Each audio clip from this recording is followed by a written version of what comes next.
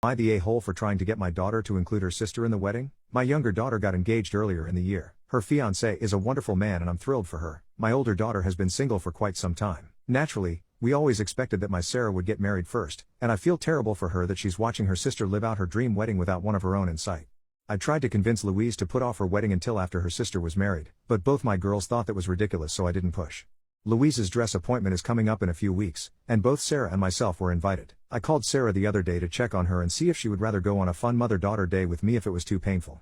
Sarah said that she was perfectly fine and that we should be there to support Louise, which is so kind of her, but I feel as though she's just trying to put on a brave face, so I suggested that while we were there, she try on a few dresses so it could feel like her moment too.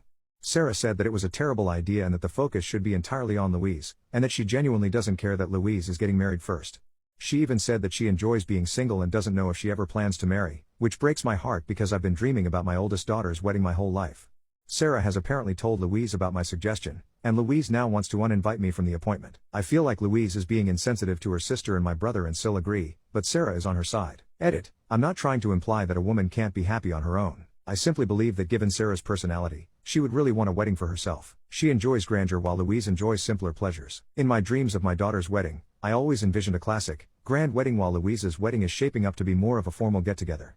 Not that there's anything wrong with that, it has Louise written all over it. Of course I support unmarried women. I also love both daughters equally, but I think since Louise is receiving so much attention, love, and support at this time, she can spare some of my attention for Sarah.